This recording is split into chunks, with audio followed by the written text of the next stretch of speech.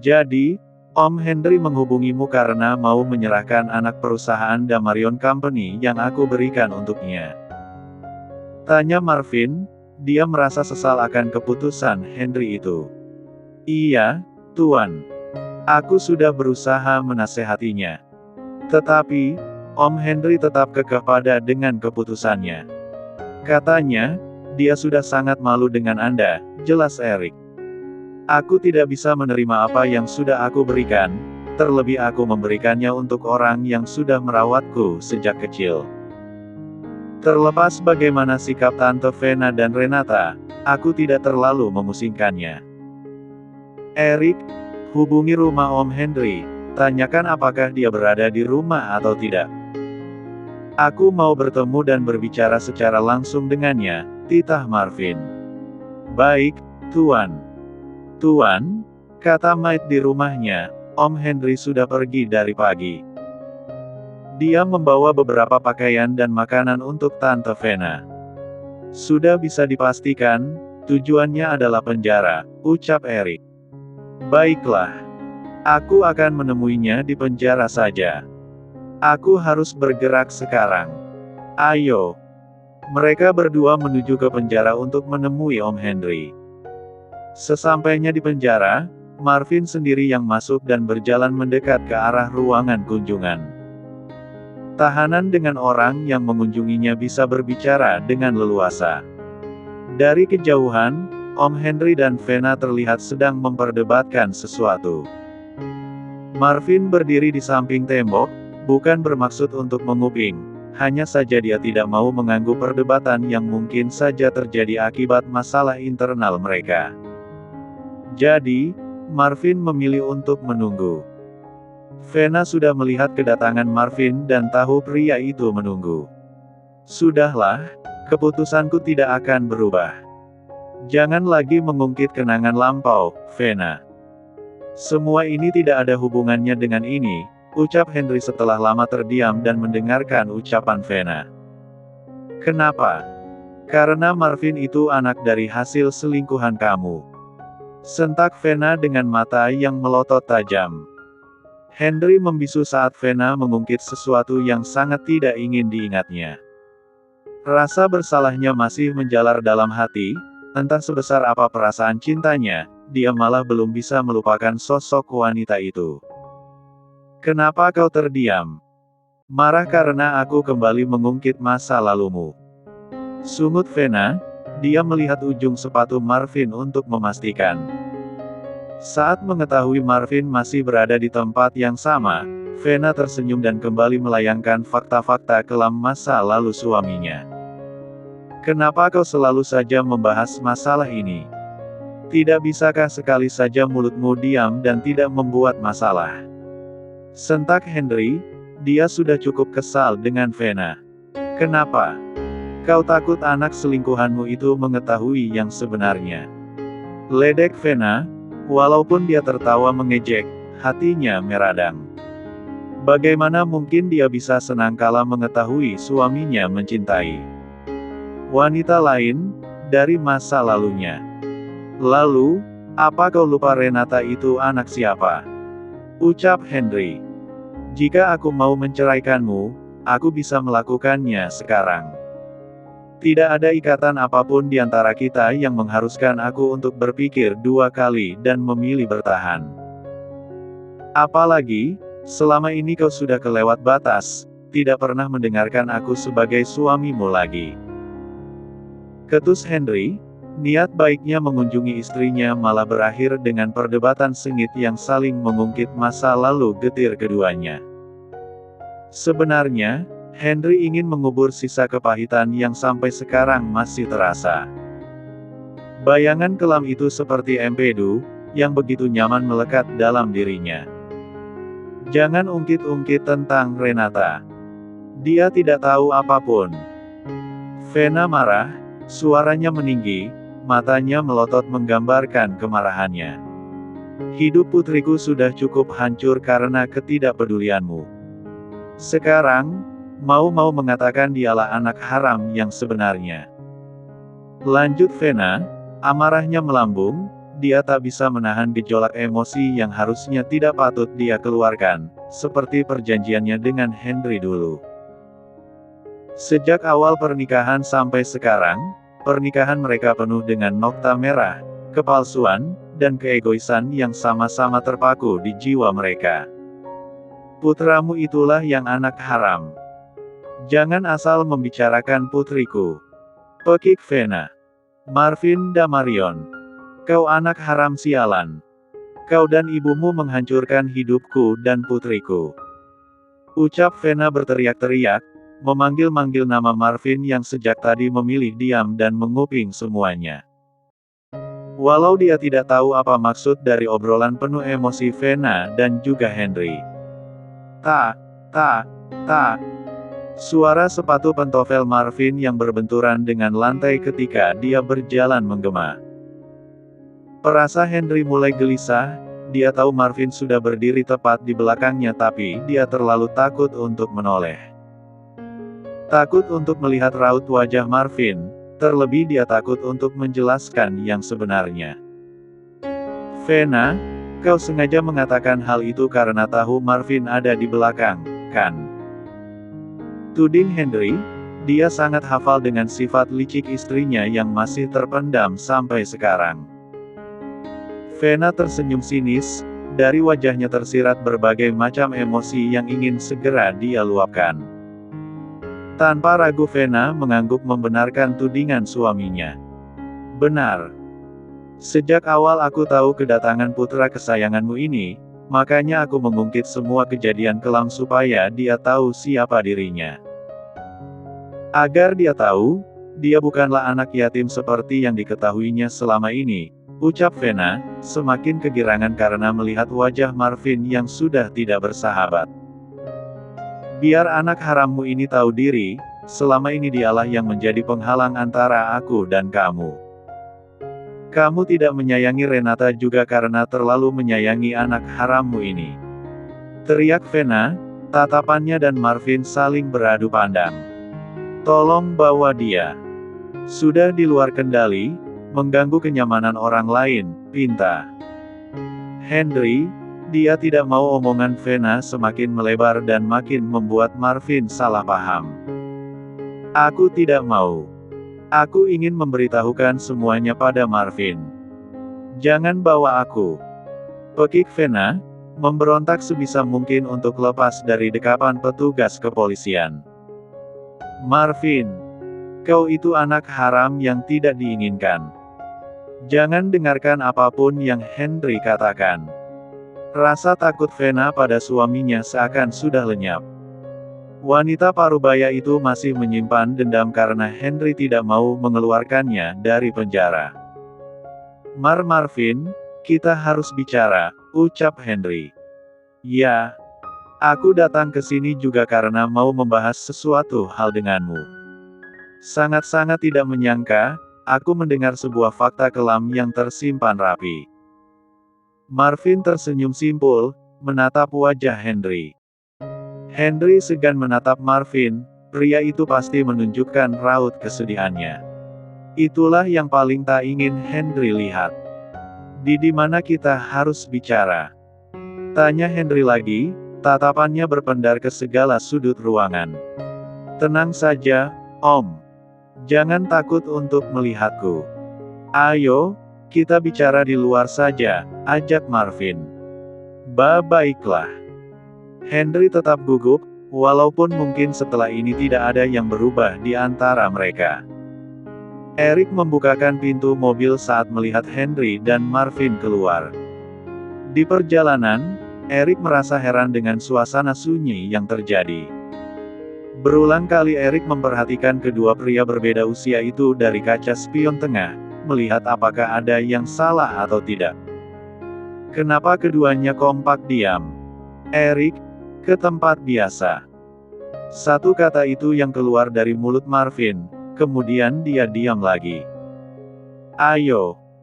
Ajak Marvin, mereka bertiga turun dan masuk ke dalam sebuah restoran mewah yang memiliki ruang VIP berbentuk ruangan. Sudah 5 menit mereka berada di dalam ruangan itu, tapi tidak ada satupun yang angkat bicara. Setelah memesan makan dan minum, Marvin dan Henry yang harus bicara pun memutuskan bungkam. "Tuan, apa Anda tidak jadi berbicara?" tanya Eric, ajak berbisik saat bertanya. "Om, hanya panggilan itu." Setelah mengetahui semua kebenaran, Marvin merasa sangat canggung. Kata Eric, "Anda mau mengembalikan anak perusahaan Damarion Company padaku?" Tanya Marvin hanya berbicara apa yang ingin ditanyakan dari awal. "Ya, benar. Aku sudah sangat malu dengan tingkah istri dan anakku," jawab Henry, kecanggungannya melebihi yang dirasakan Marvin. "Aku sudah memberikannya padamu.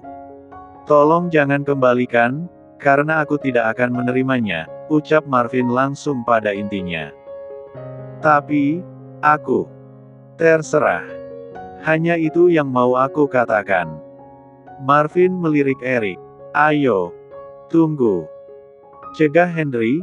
Dia sampai refleks mengangkat tangannya karena tergesa-gesa mau menghalangi Marvin. "Ya, Om. Apakah masih ada sesuatu yang ingin Anda sampaikan?" tanya Eric. Marvin tak berbalik, walaupun dia tahu Henry sedang menatapnya. Henry menatap Marvin, kemudian menjawab, "Ada. Kumohon, duduklah dan dengarkan apa yang akan aku jelaskan padamu, Marvin." Eric semakin tidak mengerti dengan situasi yang berbeda ini.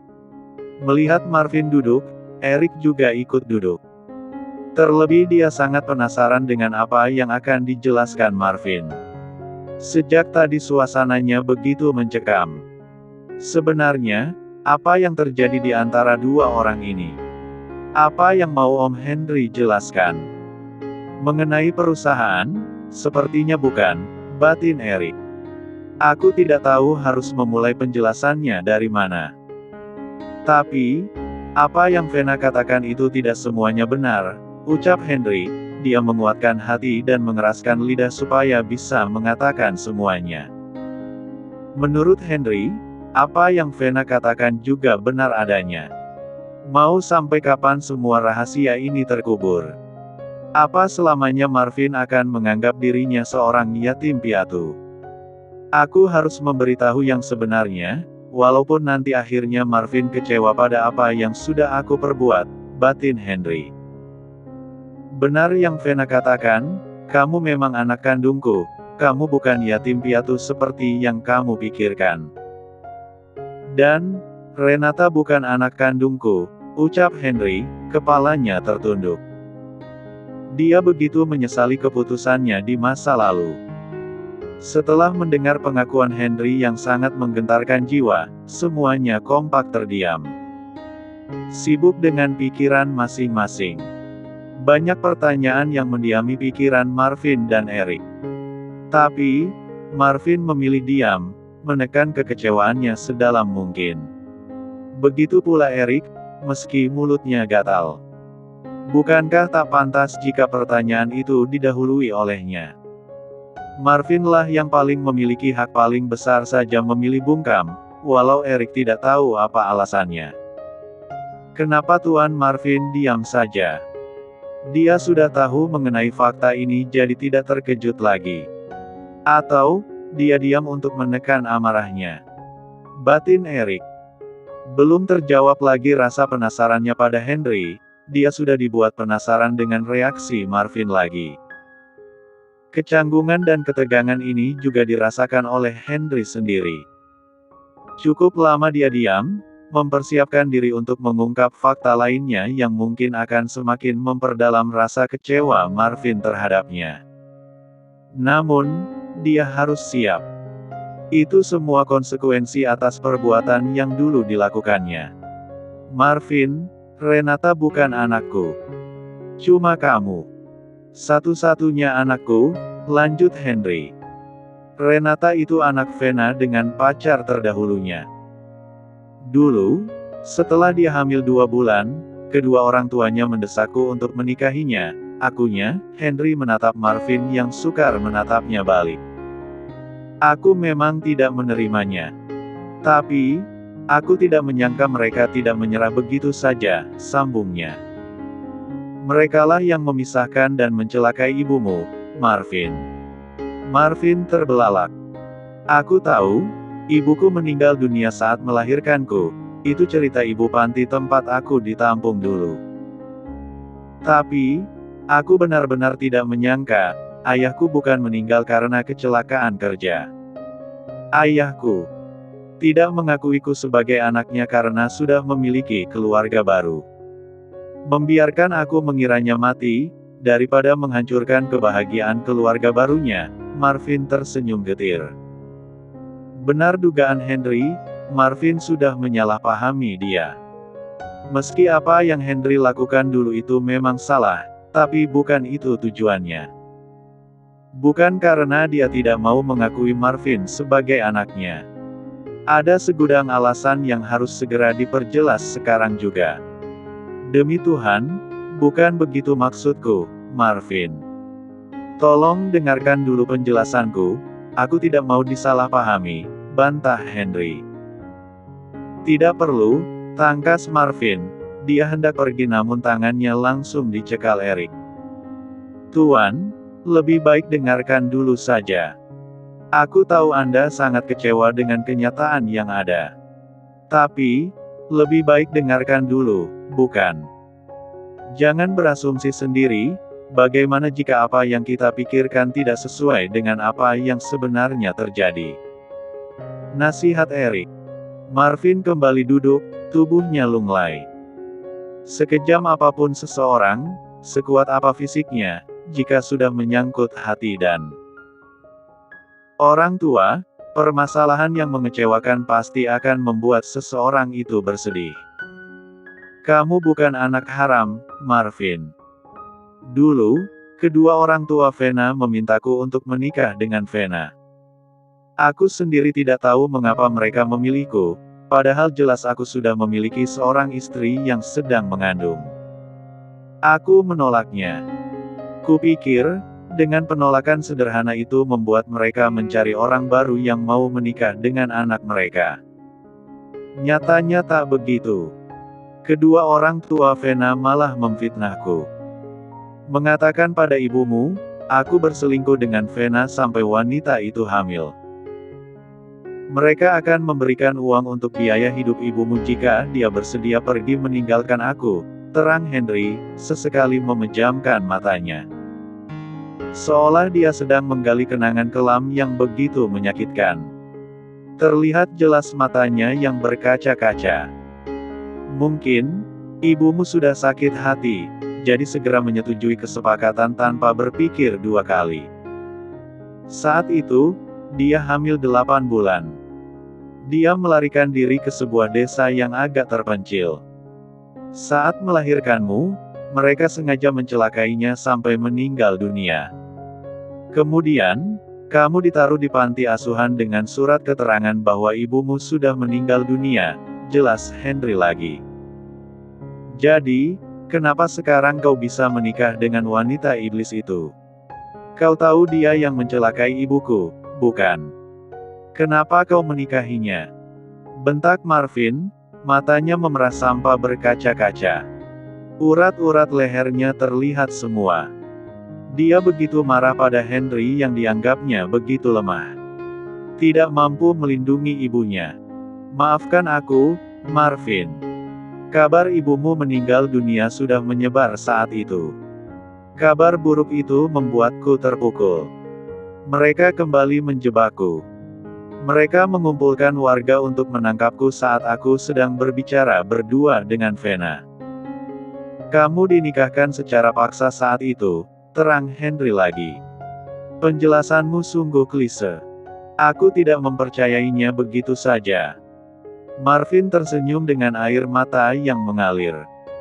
Dia tidak menyangka, nasib ibunya bisa setragis itu. Memang itulah kenyataannya, Marvin. Aku tidak membohongimu. Henry ingin sekali menggenggam tangan Marvin, terlebih karena Marvin sudah tahu hubungan darah yang mengalir di antara mereka. Namun, keberanian Henry tidak cukup besar. Kenapa kau bisa menemukanmu? Pertanyaan itu Marvin berikan karena ketidakpercayaannya. Sampai sekarang pun aku masih belum cukup percaya kau benar-benar ayah kandungku, tambah Marvin lagi. Kalau kamu tidak percaya, kita bisa melakukan tes DNA. Itu hal yang mudah. Henry meyakinkan. Bertahun-tahun aku memohon pada pamanmu. 5 tahun aku memohon, akhirnya dia mau memberitahukan keberadaanmu tepat sebelum dia meninggal dunia. Maaf. Saat itu aku datang bukan sebagai ayah kandungmu, tetapi sebagai seseorang yang baik hati karena mau mengadopsimu. Itu tanggung jawabku, tapi aku tidak cukup berani. Henry menundukkan kepalanya. Maafkan aku, Marvin. Aku sangat pengecut. Henry berulang kali memohon maaf pada Marvin. Namun, Marvin malah terlihat tak peduli dengan permintaan maaf Henry. Bolehkah aku egois sepertimu? Tidak memaafkanmu meski kau sudah memohon maaf. Bolehkah aku memilih untuk tidak menganggapmu sebagai ayah, menirumu yang menutupi semuanya selama bertahun-tahun? Aku merasa, kasih sayangmu memang lebih besar dibandingkan untuk Renata, tetap saja aku hancur. Kau mengetahui fakta, siapa dan apa yang membuat ibuku mati. Tapi, kau masih menerima mereka selama bertahun-tahun hanya demi para sialan itu. Pekik Marvin, meluapkan rasa kecewanya yang sudah dipendam. Pengakuan Henry tak bisa membuat Marvin menerima semuanya dengan lapang dada. Lukanya kembali tercabik, menganga lebar, tapi bukannya diberikan penyembuh, malah datang luka lain yang lebih dalam. Darah bercucuran di mana-mana, hingga sakitnya tidak tertahankan. Marvin, maafkan aku. Aku. Diam. Aku kecewa padamu, Om. Marvin mengambil kunci mobilnya yang terletak di atas meja, pergi meninggalkan Eric dan Henry yang terus meneriaki namanya. Marvin tak peduli. Marvin. Marvin. Maafkan aku. Dengarkan aku dulu. Masih sangat banyak yang perlu aku jelaskan. Teriakan Henry membuat tenggorokannya sakit, tapi Marvin tak peduli. Masih sangat banyak yang harus aku beritahukan padamu. Henry terduduk lagi, menangkup wajahnya sendiri. Penyesalan mulai menjalar di relungnya. Banyak sekali perandaian yang bermunculan di benaknya. Andai ini. Andai itu. Namun, semua perandaian itu tak lagi bermakna. Sebab, semua pun sudah terlambat. Waktu tak mungkin bisa diputar supaya Henry bisa mengubah situasi, agar tidak dibenci oleh putra semata wayangnya. Di mana Tuan Marvin? Sial. Menyesal aku meletakkan kunci mobil di atas meja. Eric merutuki dirinya sendiri. Pandangannya berpendar, tapi tetap tidak berhasil menemukan seseorang yang dicarinya, yaitu Marvin. Eric mengerahkan semua anak buahnya untuk mencari keberadaan Marvin. Memang bukan hal yang sulit bagi mereka untuk mencari keberadaan bos mereka itu. Hal yang paling sulit adalah berusaha untuk mendekati Marvin ketika pria itu sudah marah. Dia tidak akan memandang siapapun yang berusaha untuk mendekatinya.